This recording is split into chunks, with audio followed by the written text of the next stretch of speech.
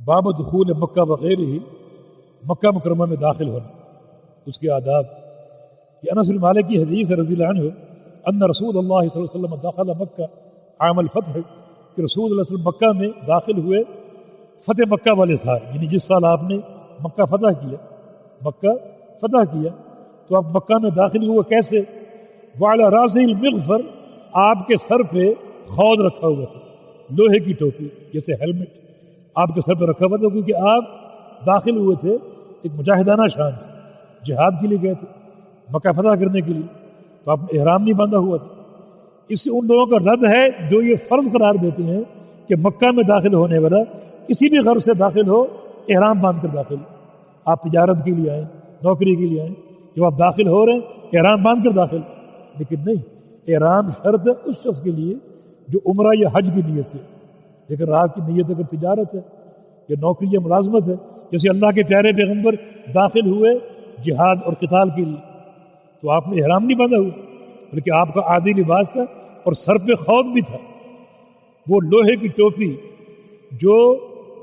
سر کی حفاظت کرتی، تلوار کا کوئی وار ہو یا نیزے کا وار یا تیر کا وار، اگر وہ سر کی طرف آ رہا ہے تو وہ خود اس کو بچائے گا۔ اس طرح جسم پر درع ہوتی ہے،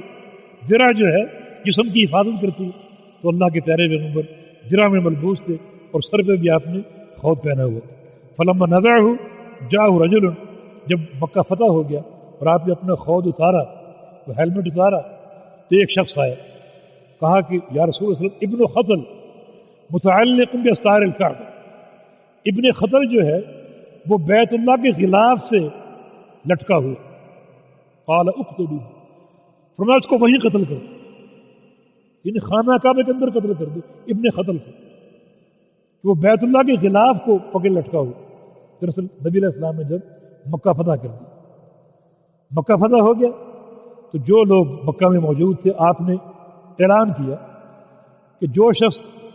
میرے گھر میں داخل ہو یا بیت اللہ میں داخل ہو یا سفیان کے گھر میں داخل، اس کے لیے امان، جو اسلام قبول کر کے میرے پاس آ جائے اس کے لیے امان۔ مگر آپ نے کچھ لوگوں کے لیے امان نہیں رکھی، ان کو مستثنا کر دیا کہ یہ لوگ امان کے قابل نہیں ہیں۔ ان میں ایک ابن خطل تھا، یہ اسلام کے خلاف تدبیریں کرتا تھا، اللہ کے پیغمبر کو گالیاں دیتا تھا، دو اس کی لونڈیاں تھیں، ان کے ناچ اور گانے کرواتا تھا، اور ناچ اور گانے میں جو گانے ہوتے تھے وہ پیارے پیغمبر کی مذمت پر ہوتے تھے، اسلام کی ہجو پر ہوتے تھے۔ اللہ کے پیارے پیغمبر کو ابن خطل کا معاملہ معلوم تھا، آپ نے فرمایا کہ ابن خطل کو پناہ نہیں ملے گی۔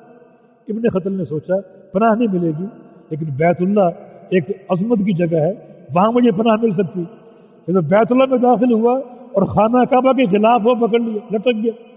کہ یہاں مجھے نہیں مارا جائے گا، مگر رسول اللہ نے فرمایا یہ ایک استثناء، اس کو وہیں جا کر قتل کر دو، یہ شخص معافی کا اور پناہ کا مستحق نہیں۔